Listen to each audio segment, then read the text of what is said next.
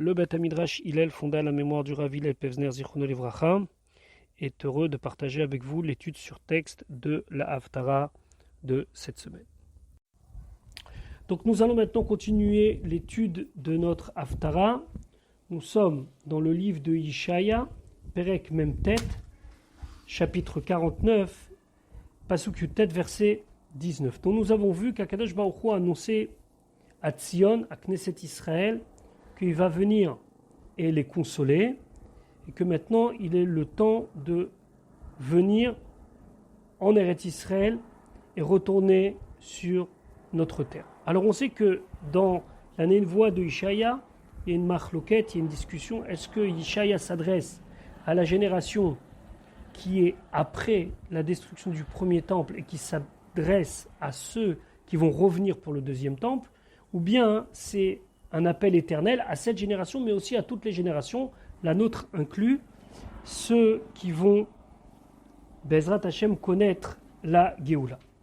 Maintenant, au Pasuk Yutet, Akadosh Baruch Hu, à travers le Navi, vient rassurer les Bnei Israël sur la reconstruction de la terre d'Eretz Israël. Pasuk Yutet.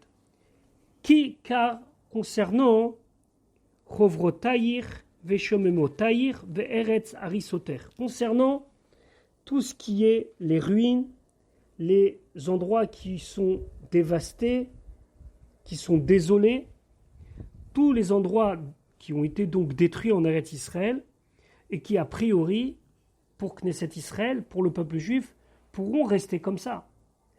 Dans la consolation, il n'y a pas l'assurance que tout sera reconstruit. Alors Akadosh Baruch Hu dit dans la bouche de Yishaya, qui attaque car maintenant, après le retour de tous les exilés, Tetzeri Meyoshev, elle sera trop courte, elle sera trop étroite pour faire installer tout le monde, et d'autre part, Verachaku seront éloignés, Meval Ayich ici, ça veut dire ceux qui t'avalaient, ça veut dire ceux qui étaient tes ennemis. Ici, le Navi vient répondre à une double problématique. Premièrement, le pays est en ruine et les occupants du pays sont les ennemis. Alors Akadosh Baruch Hu dit, regarde, tu vois toutes les ruines là que tu vois, tout va être reconstruit à tel point qu'il n'y aura pas de place pour tout le monde. Et deuxièmement, si tu t'inquiètes et de dire peut-être qu'il y aura une cohabitation avec nos ennemis, ne t'inquiète pas, hein, je vais éloigner ceux qui sont aujourd'hui, ceux qui t'avalent, ça veut dire je vais éloigner ceux qui sont tes ennemis. Pasuk Raf, verset 20, et ce sentiment de petitesse de la terre d'Eretz Israël, il va être à tel point, Pasuk Raf, Oh Diomeru be'oznaïr, et encore ils diront à tes oreilles, Bene Shikulaïr, les enfants qui ont été perdus. Ça veut dire que Knesset Israël va recevoir tous ceux qui vont rentrer de la galoute, et eux lui diront, Tsar liamakom, l'endroit est trop étroit. Geshali, pousse-toi un petit peu, Vesheva, afin que je vais m'installer et je vais m'asseoir. Alors ici, il y a deux lectures possibles. Première lecture possible, c'est entre exilés qui retourneront sur la terre d'Israël, ils vont se sentir étriqués. Et un dira à l'autre, fais-moi de la place. D'après d'autres commentateurs, il y a ici quelque chose d'extraordinaire. Quelle est cette chose extraordinaire? La terre d'Eretz Israël est appelée Eretz Tzvi. C'est une terre de cerf. Alors, quel est le point que l'on peut développer avec le cerf? Le cerf, c'est une peau qui peut s'étendre ou qui peut se contracter. Le Al-Sheikh, il explique que Eretz Israël, elle a une particularité. Lorsque les Bnei Israël occupent la terre d'Eretz Israël, alors on a l'impression qu'elle va s'étendre. On voit ça, c'est extraordinaire. Lorsque on a le mérite d'aller en Eretz Israël, on voit que on peut passer dans un endroit X, et 2 ans après, on a fait construire là-bas des maisons, et on se demande comment ce petit endroit peut contenir tellement de personnes. Pourtant, lorsque les Bnei Israël n'étaient pas sur leur terre, alors la terre d'Eretz Israël était une terre désertique. Il y avait très peu d'habitants, il y avait très peu de villes.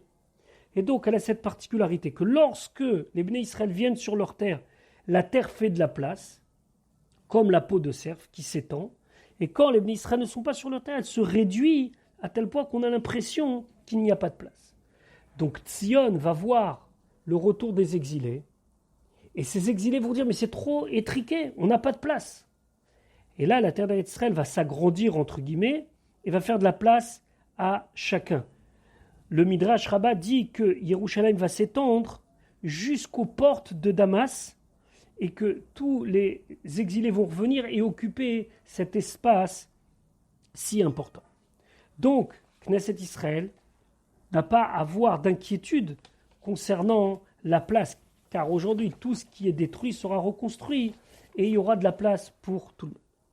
Maintenant, lorsque Knesset Israël va voir tous ces enfants-là, alors soit ce sont les enfants de la galoute de l'exil du premier temple, ou bien les enfants de toutes les galouillottes, donc on peut imaginer ce que Bezrat Hashem on va vivre le plus rapidement possible, alors Tzion va se demander, mais d'où viennent-ils? Pasuk Rafalef. Lorsque tous les exilés vont se rassembler, Vehamart bilvaver, tu vas te dire dans ton cœur, Mi yaladli et ele, qui m'a donné naissance de tous ces gens-là? Va Anishekula, moi je suis une personne sans enfant. Vegamluda, et seul. Et d'autre part, Gola Vesura, j'ai été exilé et j'ai été écarté. Ve'ele migidel, et donc ceux-là, qui les a fait grandir? Première question, qui leur a donné naissance, d'où ils viennent? Deuxième question, même si on dit que c'est mes enfants, entre guillemets, moi j'étais exilé, j'étais mis de côté, alors qui les a fait grandir? Troisième chose, Hen Hani Nisharti Levadi, je suis resté seul. Ele Me'efoem, ceux-là, d'où viennent-ils? Qui les a amenés jusqu'à ici? Donc ici, c'est une réflexion générale de Knesset Israël au moment de la Géoula. Lorsque Kibbutz Galouyot va avoir lieu, lorsque le retour des exilés va avoir lieu, alors Knesset Israël va se dire, mais d'où vient tout ce monde-là? On était exilés, on est parti, le peuple juif il s'est dispersé dans toute la terre, et tout d'un coup, du monde entier, viennent tous ces enfants, les enfants de Tzion. Alors, trois choses. Premièrement, qui a donné naissance à ces enfants-là? Qui les a fait grandir? Et d'où ils viennent? À Barvanel, il dit, ici, on parle pas seulement donc, du retour des exilés du deuxième temple, mais on parle de Triat Hametim.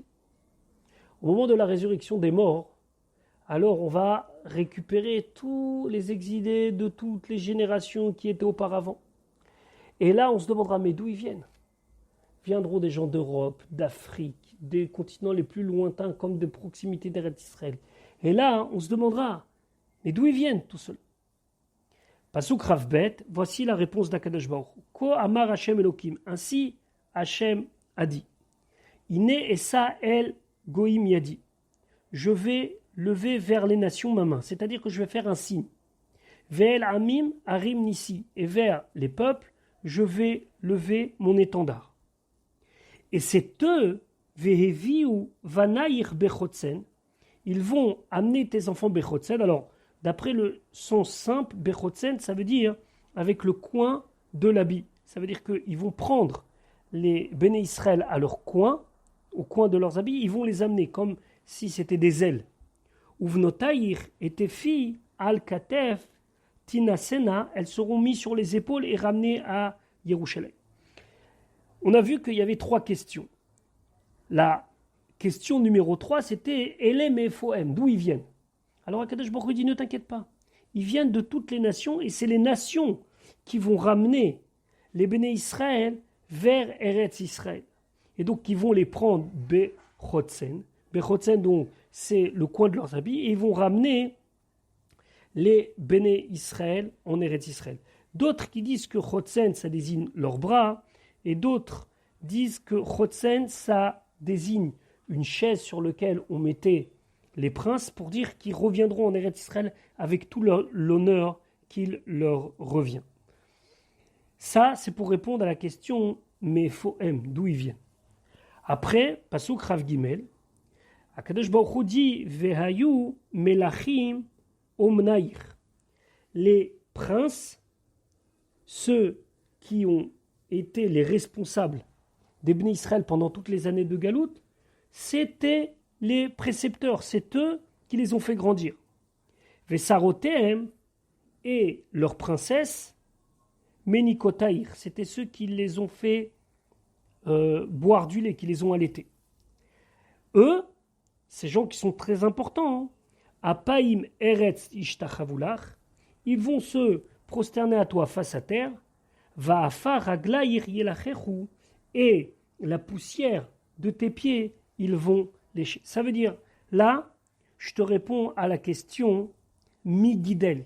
Comment ils ont grandi? Qui les a fait grandir? Alors Akadosh Baruch Hu, il dit parce que quand ils étaient exilés, c'est dans les pays de l'exil que les princes et les princesses les ont fait grandir, se sont occupés d'eux. Et aujourd'hui, ces princes et ces princesses s'annulent complètement devant la force du peuple juif, et ils sont à tes pieds, ils lèchent la poussière qui est à tes pieds pour reconnaître ta grandeur. C'est ici intéressant de rappeler ce que beaucoup de grands du peuple juif ont dit, que les juifs, à travers leur galoute, ils se sont adaptés au pays et le pays s'est adapté à eux. C'est la raison pour laquelle on a tellement de différences dans les minagim, dans les coutumes, etc. C'est que quelqu'un qui a grandi en France ou quelqu'un qui a grandi en Europe de l'Est ou quelqu'un qui a grandi en Afrique du Nord n'aura pas la même mentalité parce que le juif, malgré qu'il a gardé son identité première de juif, il s'est adapté et quelque part il s'est coloré avec l'influence du pays. Donc les précepteurs et les nourrices, c'est l'influence du pays. C'est intéressant ici de ramener le Yalkut sur Ishaïa qui dit Besha Shemelech HaMashiach ba, le moment où le Melech HaMashiach va venir, Omed al-Gag Bet Hamikdash Vomer, il se tient sur le toit du Bet Hamikdash et il dit Anavim Igia Zman Geulatrem. Peuple de gens humbles, le temps de votre Geoula est arrivé, et à ce moment-là, vient au Rosh el Mashiach, viendra la lumière de Mashiach, et toutes les nations vont suivre.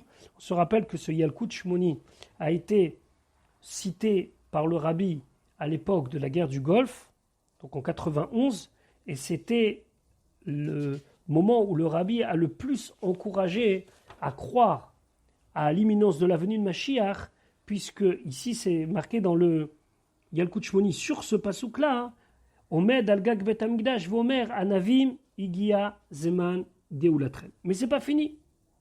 Veyadat, et là tu prendras conscience, Ki ani Hashem, que je suis Hashem, Asher lo yevoshu koivai, que ne vont jamais dessécher, ne vont jamais avoir honte ceux qui espèrent en lui.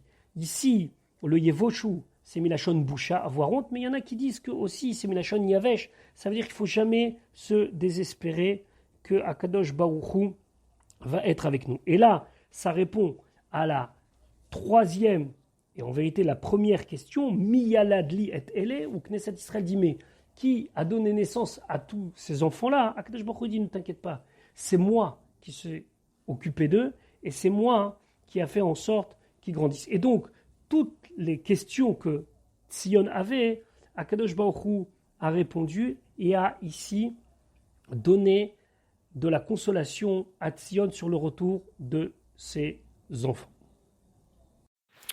Voilà pour aujourd'hui, on se retrouve Bezrat Hashem demain pour la suite de l'étude de notre Haftarah.